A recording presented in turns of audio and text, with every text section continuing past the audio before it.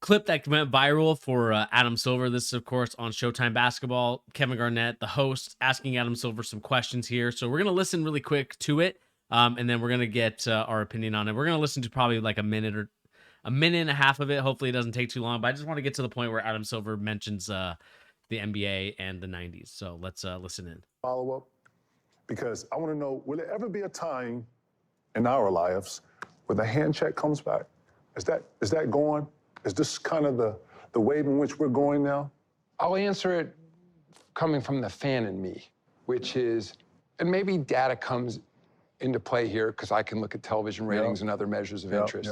There was a point, I believe, probably in around the late 90s when the game became too physical. And I think we lost some of For our viewers, you mean? Yeah, and I think for our fans, from the aesthetic enjoyment of the game, where it de-emphasized the particular skill a player had and maybe weighted too heavily physicality, where a big, strong player could come in and prevent a incredibly skilled player from doing those kinds of things. I think of, not that he's a small guy, but a smaller player like Steph Curry can do on the floor. I think that when you think of some of his ability to shoot, his ability to move through the paint, that if guys could just bang him and knock him to the ground, as that was once the case in the league, I don't think that would be a better brand of basketball. I also think we have to find the right balance, because I know when I sit in the stands or talk to friends sometime, they want to bring back, and we've tried to bring back a little bit more of the physicality. Like, I think people like to see hard defense. I mean, it goes a little bit before to what you and I are talking about, like touch and feel. Like, I don't think either people like that idea that guys can go through unscathed and like you're protecting your star players. And in fact, we made some changes. Okay, and we'll end it right there because he was talking about more of the he was talking more about the rule where the offensive players were trying to sell that from the back foul that Trae Young and many other players made famous. I think it's a very interesting conversation to have, Pete, because I know, like, Sean's texted in the chat right now about it. What is your take on this Adam Silver basically kind of saying that the NBA became too physical in the 90s and, kind of,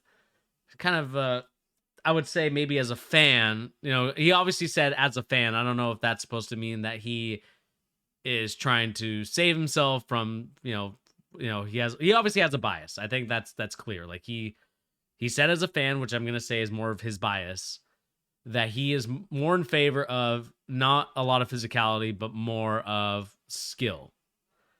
Pete, we both watched European soccer. It's kind of the same thing for me in many instances. But what is your take on Adam Silver saying all this? All right, I'm going to play the centrist role on this one, because in a lot of ways, I agree with Silver.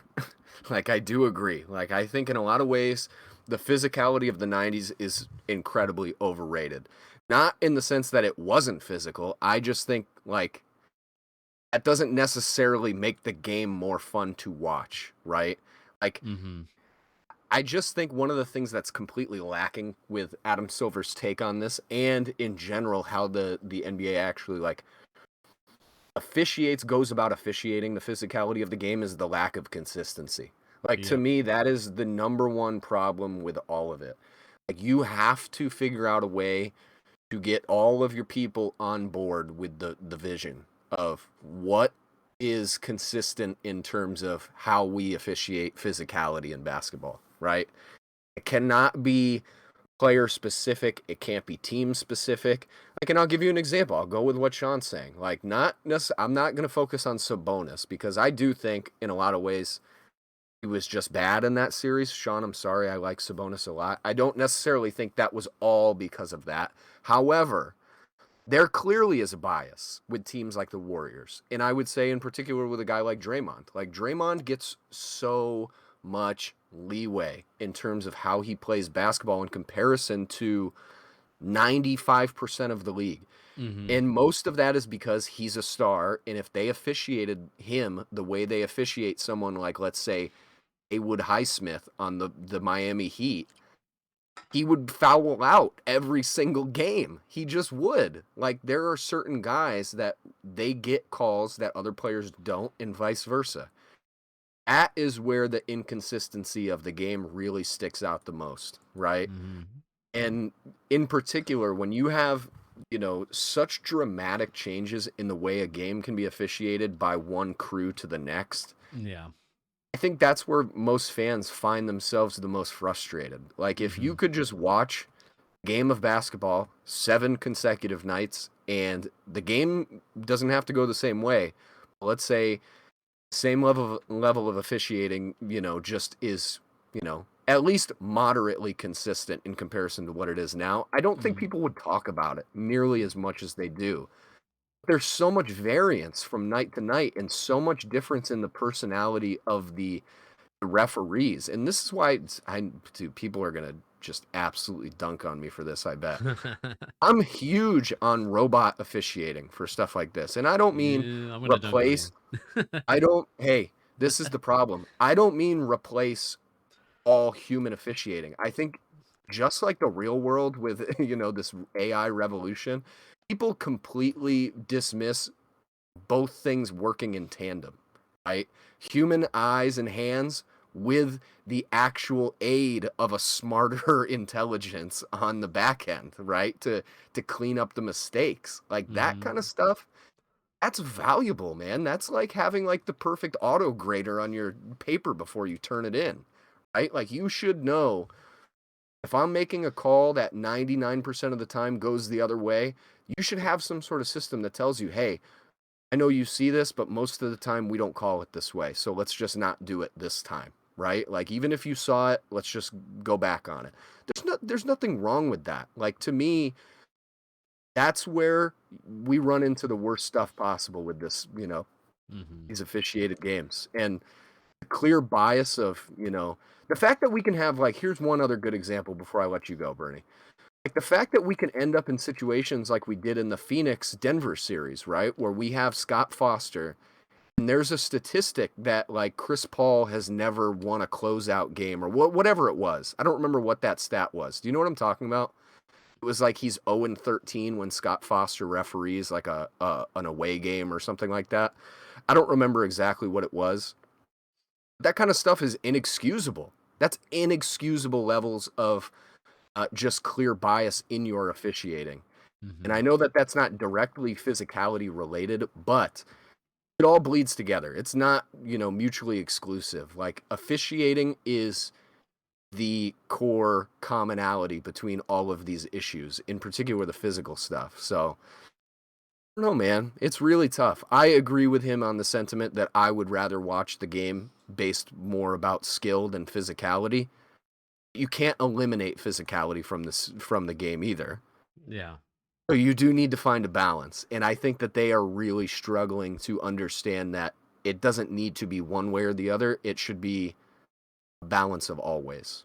Yeah. I mean, I've kind of made my gripes with the NBA in terms of officiating. I think to me the biggest problem in the NBA right now, and really just in sports in general, I would say just like from high school, honestly all the way to the NBA, is that officiating is officiated at different times of the year. Playoff Mhm. basketball is officiated differently than preseason or Yep. regular season. And I would like, and this is just me also as a coach too, like for my league that I'm in, I would like the same consistencies from not only just a uh preseason or a tune-up game. I would like that from day one, everything is officiated like a playoff game, because I think we need to hold the refs and we need to hold the NBA to a higher standard of Yep. officiating, because in the playoffs, I actually think it's been pretty good. Like there may have been maybe a couple missed calls here and there, but in terms of the way that they're allowing some of that physicality, the way that they're allowing some of the stuff that we're seeing out here, that's exactly how I think basketball should be played. I think Adam Silver talked about the fine tune and balance. I know Sean is upset because of the Sabonis stuff, but um, I think that obviously refs are going to miss calls, and Yeah. it was kind of one of those things too where you do have to allow some of the physicality. I just think that it's been pretty good in the playoffs, and I think that for the NBA, instead of talking about oh it's too physical or Because I think the problem that I come across with Adam Silver is that he kind of admits that he allowed some of the non-physical stuff to not happen anymore. Like I to me, like the perfect example was that 2016 NBA Finals that the Cavaliers won, um, where they were allowed to be a little bit more rough with Steph Curry. Like they were allowed to like hit him a little bit, not like in a facetious way or like a malintent, but as he's cutting through, you were able to kind of give him a little bit of an elbow, give him a little bit of a, I would say, hand check, quote unquote. But you were able to like rough him up a little bit so that when he was finally getting to a spot, he was tired. And clearly throughout that whole series, he was like that. And I just think that as soon as I think Adam Silver saw that, in my opinion, is where I think Adam Silver, especially from, I would say, from 17 all the way to, I would say, 20, I felt like it was a little trying, like, I guess the daintiest type of fouls, or the fouls that would be very soft, would get called Mhm. in the playoffs. And so, Yep. I think Adam Silver needs to understand, that he needs to come across as well as not as a fan, but as what's best for our league. And I think that he has done that with the NBA playoffs that we're in right now. I don't think that it is as soft as it has been in the last couple of years, but I think just like in any sport, you need both the physicality and the skill to be a balance. Yep. And I just feel like, Adam Silver saw it was too physical. So in the skill, obviously with, with the best players, they were able to show out. Some of the non-best players, the more I would guess the players that wouldn't last as long wouldn't show off as much or show out as much. Um, but then he kind of went the other way, I would say, once he got to the 17s, 2017, and really, I think it's starting to balance itself out a little bit more. But I think to me, like just like in any sport, and I don't know if you're the same way, Pete. I like to see both. Like you have to be able Yeah. to physically withstand some of the stuff that you have to deal with in sports. Like, you're not going to be the strongest, you're not going to be the fastest, but you're going to have to be durable to deal with some of that stuff. And I think that, 1000%. and I think that's the reason why the post play, except for Jokic, I think Jokic has changed the game for post players, just in terms of, he used to be known as like the worst shot in the NBA. I think a lot of analysts talk about it because the thing was is that you put the reason why people said it was the worst spot is because you didn't put the right people in to post up. Like Jokic is a guy where he can pass out of it and get you scores, or he can like score it himself. Like he is a triple threat player in the post.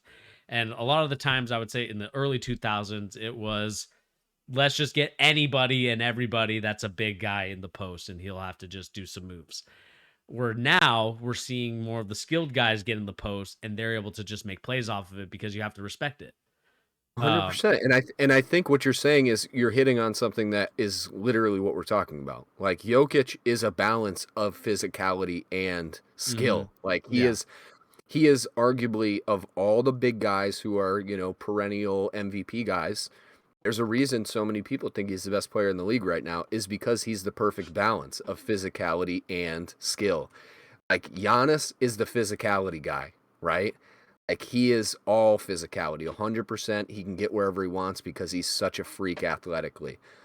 I would consider Embiid more of a skill guy. Like he leans more into his skill the older he gets than he does into his physicality, which gets Yeah. him into serious trouble. And honestly, his physicality is lackluster enough so much that he usually flames out of the playoffs because he gets hurt, right? Yeah.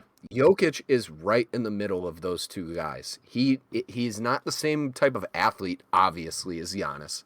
There's no way you can watch Jokic play and not say physically he's a freak. He has insane stamina. Insane stamina. I just have to repeat it because for the size he is, to be able to do what he does. And sometimes, Bernie, I don't know if you've noticed this. This is one of the first series, or that Lakers series is one of the first times it stuck out as clearly as it did with Jokic. That dude is so much faster than people give him credit for. When he is giving those little handoffs and him and Jamal Murray are doing, the little pick and rolls and stuff like that, the way he comes around is like lightning quick for how big he is. And Dude, I mean, he plays in the way like what you're saying about the early 2000s. Again, 100% true. They would always lean so much into the physicality. That was what they thought was the ideal type of player to put down in the low post into the paint, get those baskets and clean stuff up. But that isn't really, it's just not that simple. Nobody really in any capacity can lean one way only and truly become the best of the best. Like LeBron will never get enough credit for it. I think at different points of his career, people have thought he's one way or the other. Early his physicality was just, so dominant. He was such a freak athlete. He could get away with anything, but he's always been both. He's always had the skill and the physicality. Kobe, always both. Michael Jordan, both. It's always the same way. It's both. You need to have both parts of it. And the game needs to recognize that. It's on the small level of individuals, but it also needs to be game wide. Like they need to understand that basketball is a sport of both. And realistically, all the best sports are both. Like you're saying, soccer, both. Boxing, both. MMA, both. Anything you could come up with, it needs all parts to be complete. But basketball has like an identity crisis right now. Like they don't know what they want to be. And I think part of that is maybe the type of player that inhabit the league right now kind of leads to some of those like dilemmas, right? Like I'll give you a Trey. Trey is kind of a problem in terms of like, how do you officiate a guy that small that is constantly not really looking for contact, but ends up finding it? Like he's not a physical guy in any way, shape, or form. Steph is not really physical, but more so than Trey. You know what I mean? Like, you just have these guys that they try and cater to one way or the other, and at different points in the league, they've gone more in one way. They clearly lean towards the skilled guys now, clearly. But that's the longevity of that is not great because Trey and the Trey types. I mean, we see what happens to them in the playoffs. Like if you're just that, it's just not good enough. Yeah, exactly. And, the thing that I didn't mention as well is that, we're starting to get more of the European players, and the European players and all the leagues that they play in are more physical than the Way NBA. more physical. And to me, like, we need to, like, and I think that's the reason why Adam Silver wants to start playing these other teams from across the pond or, across the way is because, it's a different style of basketball. Just like in any sport, I just because I'm a big Premier League guy, like it's a different sport when you go and play in Germany or if you go play in Spain or if you go play in Italy. Like every place has its kind of flair, has its kind of things that they do well. And I think basketball is kind of entering that moment and that I would say entering in that phase of its life that it's an international game. Like the goal that the NBA made was to make it an international game. David Stern, all those years back with the Dream Team, wanted to make it an international game. And it has become that that I think a lot of people don't realize that. And that's kind of why, they get mad at a guy like Jokic. They get mad at a guy like Giannis. They get mad at a guy, maybe not so much Embiid because Embiid is more finesse, but they get mad at those two guys in particular because those two guys are more physical. They're willing to bang down low, and it really frustrates opponents like Karl Anthony Towns, these other kind of bigs that have come from the American AAU circuit. And it's frustrating them because in AAU, I don't know if you've watched or have been a part of that horrendous culture, at least the lower part of it. I would say the upper echelon is not bad just because that's where the great talent is. But in terms of officiating, it's a completely different monster. It's like, a touch is a foul. Like the inconsistencies of the fouls to me is what frustrates me the most as a coach coaching AAU. And, I think that that's kind of where, as a basketball community, especially in the States, we need to comprehend and understand that across the way, the game is more physical and you're going to have to let some of the stuff go, but you're going to have to be consistent with the calls. And I just think that right now, I feel like the European system, and, that could be me just being a fanboy for European basketball, but I do think the officiating is a whole lot better. I think the whole system is a whole lot better. And I just think that that's the reality of basketball at the current moment. Yeah, I mean that's why Wembanyama brings such an interesting dynamic to the sport. I mean, Yeah. people he is like kind of the prototype of what we're talking about. He is the ultimate convergence of skill and physicality Yeah. at huge size, and it's going to be really interesting to see how the league contends with that, like that Hmm. change in the dynamic. You know, Yeah. And, that's why we're seeing such a resurgence of the big guy, right? The mhm. big guys that are really understanding that they can use their size, but also like take the time to develop their Yeah. skills and become more than just a physical monster. Those are the guys that are succeeding. Like every one of them that are really truly popping off, and the ones that aren't are the ones that have no skill, like or no physicality. Like the Hmm. Carl Anthony Towns is the lack of physicality. The DeAndre Ayton is the no skill. You know what I mean? Like those are the two Hmm. divergence points, and then you have the Jokic's in the middle and the Embiid's in the middle, and probably the Wemby's in the middle too. Yeah. I mean, here's the thing too, not to go on more tangents about this, but when Benyama played in an NBA kind of style game and going against Scoot Henderson, had 35 and 37 with the same NBA rules, same type of whatever you want to call it. Um, and he still was able to get to his points, able to get to his spots. And here's the other thing too, Pete. Do you remember like 10 years ago, or maybe it was like 20 years ago at this point now? A lot of people called European soft. They thought they were Yeah, soft. Like that's because they didn't watch though. I think that's what we know now. Like to me, I just didn't watch, Bernie. There's so many of these guys that make statements like that that clearly still don't watch. Like hmm that's the problem with all of it. They think they know better than they really know. And I think that that is kind of not all that far off of why people have such a problem with Adam Silver saying this and why this is such a discussion point. It's because people don't like change, one. Like we're witnessing the change of the sport, and it's not like it's new. It's been happening for 10 years now. But there's a lot of people who just think they know more than they really do about it. And I'm not saying I'm the arbiter of what's true and what's not. I'm not saying you are either, or this channel as a whole. All I'm saying is this: basketball is such a diverse sport, and I don't mean the people who play, but the styles of play that are in it. hmm It's part of the reason it's the greatest sport, in my opinion. You have so many different types of players, types of teams that can make it far, do their thing, and you have so many different styles of basketball that can produce good results, right? Exactly.